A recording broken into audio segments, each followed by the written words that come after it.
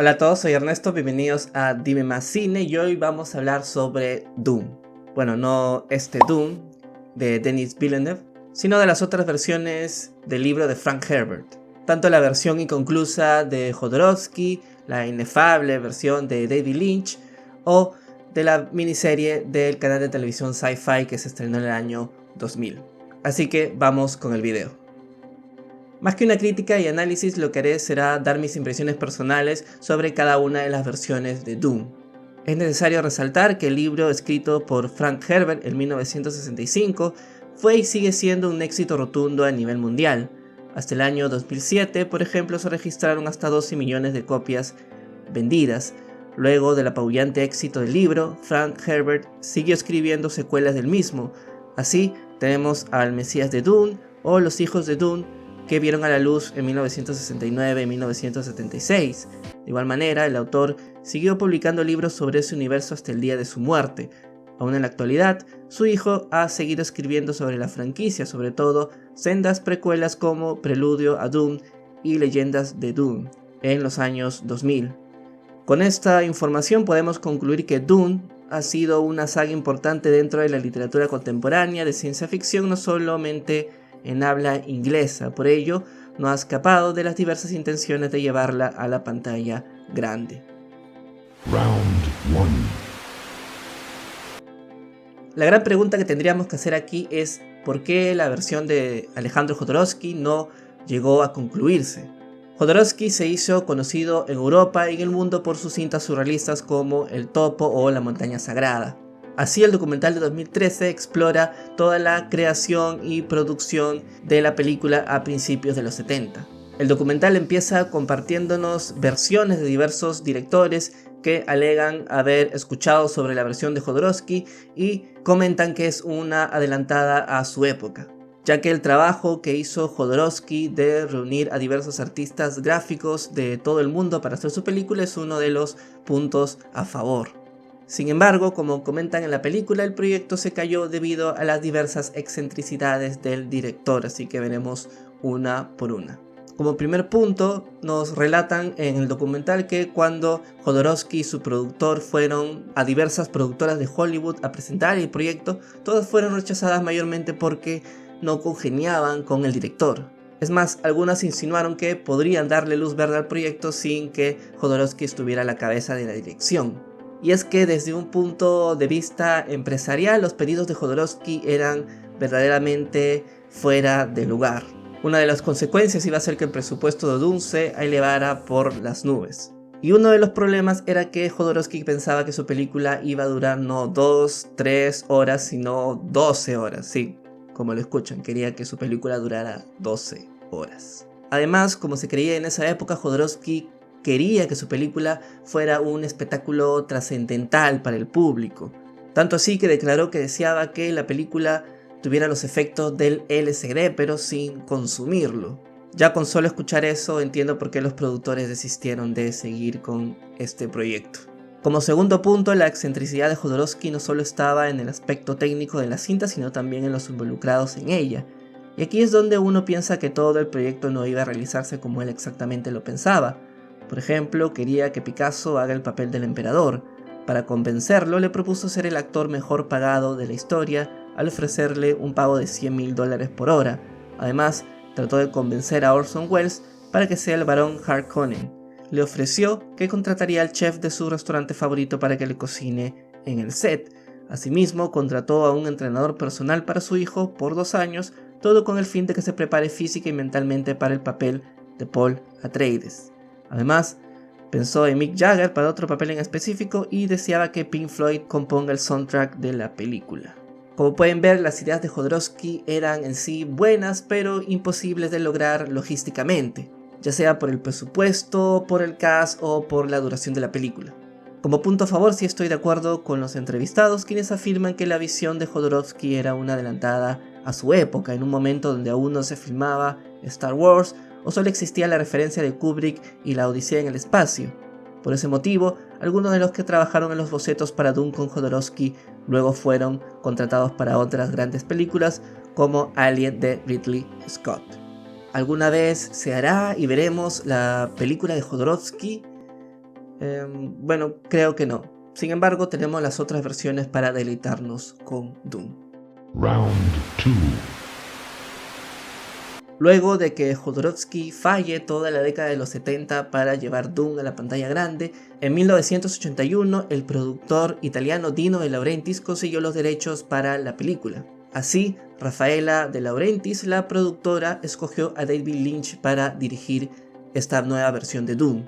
En esa época, David Lynch era un joven director que recién había sido nominado como mejor director por El Hombre Elefante y hasta había sido propuesto por el mismo George Lucas para que dirija el episodio 6 de Star Wars. David Lynch finalmente decidió dirigir Doom, pero con la condición de que formara parte del equipo que iba a escribir el guión. Sin embargo, en la postproducción, con un metraje de 3 horas, la productora y los directivos de Universal presionaron para que solamente la película tenga una duración de 2 horas. Por ese motivo, Raffaella De Laurentiis junto a David Lynch cortaron la película, agregaron algunas escenas que aligeraban la trama y también agregaron varias narraciones en off que agilizaban el desenlace de la misma. Y a pesar de haber versiones extendidas de la cinta, Lynch no autorizó ninguna de ellas. Hasta la actualidad, el director norteamericano ha rechazado en numerosas oportunidades realizar un corte del director.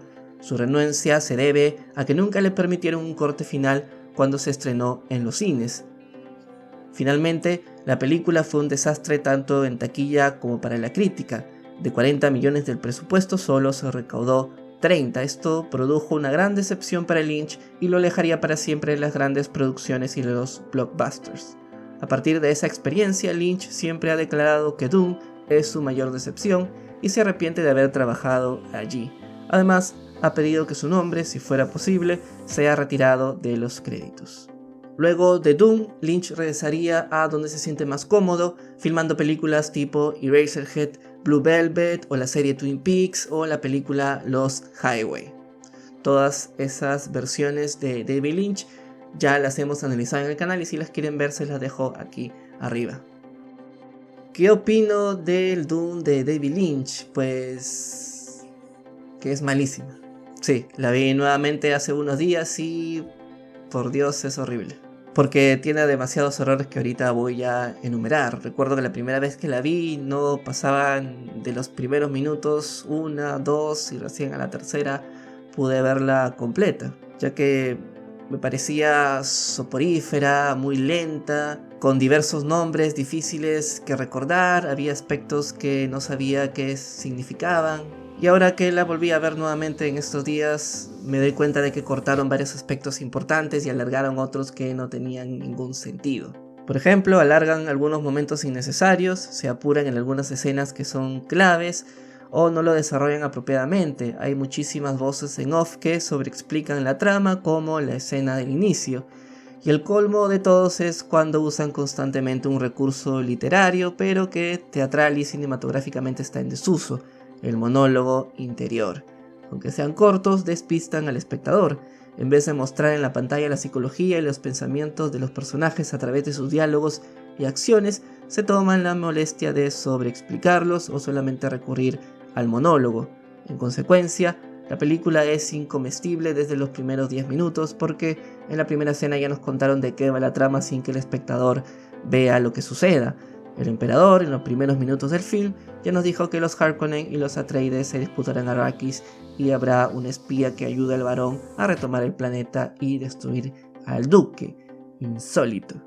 Mientras tanto, pasa media hora a 40 minutos y aún no nos enteramos muy bien de qué va toda la película.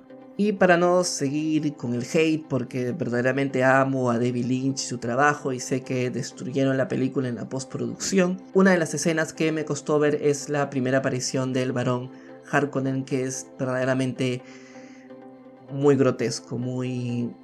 no sé cómo decirlo, horrible. Sí. Y eso que he visto casi todas las películas de David Lynch y hay cosas horribles, pero esta ya está fuera de mi límite. Así que en conclusión, no vean esta versión de Doom. Si pueden, obvienla. Mejor está la siguiente que voy a comentar. Round 3. A finales de los 90, varios canales de televisión, sobre todo Sci-Fi, se decidieron adaptar diversos libros de Stephen King a la pantalla chica y con rotundo éxito. Así, el presidente de Sci-Fi consiguió los derechos del libro de Frank Herbert para hacer una versión televisiva. Así, en 1999, Frank Herbert's Dune, que fue el nombre de esta serie, fue aceptado como una producción del canal Sci-Fi y constaría de solamente 3 capítulos. Cada una con una duración de más de hora y media, por lo tanto, sería como hacer 3 películas. Como ya vimos en la adaptación de David Lynch, uno de los grandes problemas era la larga duración del libro y que era imposible o era muy difícil hacerlo en la pantalla grande, por lo tanto el formato televisivo de miniserie era propicio para hacerlo, y así no repetir errores del pasado. A pesar de algunos cambios en la historia original, el producto tuvo una buena acogida tanto del público como de la crítica. La serie se estrenó el 3 de diciembre del año 2000 y alcanzó un rating alrededor de 4 a 3 millones de espectadores por episodio. Con estos resultados, se ubicaron entre los programas con más audiencia de Sci-Fi de los últimos 5 años. Hasta la actualidad, esta versión de Dune se encuentra entre los 3 programas más vistos de todos los tiempos del canal, y por su parte, algunos críticos alabaron una mejora en comparación con la versión de 1984 de Lynch y a su vez destacaron la adaptación como fiel al texto con un correcto desarrollo y profundidad de Paul Atreides, por ejemplo. Además, se felicitó por los efectos especiales, el vestuario y los ambientes. En lo personal, esta versión de Dune, a pesar de las deficiencias presupuestales de una serie televisiva, es aceptable y digna de ver. Es cierto que ha envejecido, sobre todo por los efectos especiales, por el cast desconocido, pero aún así esta serie está muy bien hecha. En lo personal, yo siempre valoro más el aspecto narrativo que el aspecto estético o presupuestal o de efectos especiales, y por ello esta versión me parece que es adecuada, constante y narrativamente correcta. Es cierto que la adaptación es muy shakespeariana, por así decirlo, ya que aborda temas claves del teatro isabelino, como las luchas internas en la corte, las traiciones, los cambios de fortuna, más el uso constante de la mitología. Asimismo, los ambientes y la filmación de las escenas recuerdan mucho al teatro y las tensiones a las de un drama. Esas decisiones no le restan, pues, para adaptar una novela, la cual siempre contiene mucha información, muchos diálogos, diferentes espacios, personajes, etc., es necesario ceñirse a lo conocido para hacer la historia más fluida. Por ello, creo que fue un acierto darle más cabida a la trama y al desarrollo de la historia que a los efectos especiales. Así, esta versión de Dune, para los curiosos, es una buena adaptación, aunque como ya dije, opino que ha envejecido mucho. Así que si son pacientes y no les molestan los malos efectos especiales y los pobres escenarios, adelante, se las recomiendo mucho. Esa ha sido mi reseña y opinión de estas 3 versiones de Dune. ¿Qué opinan ustedes? ¿Han podido ver alguna de estas? Déjamela aquí debajo en la bandeja de comentarios. Ya en los próximos días hablaré de la última película de Dune, así que estén atentos. Si es que ya la publiqué, lo van a poder encontrar aquí. Y como siempre, no se olviden que en Dime Más les decimos más que los demás.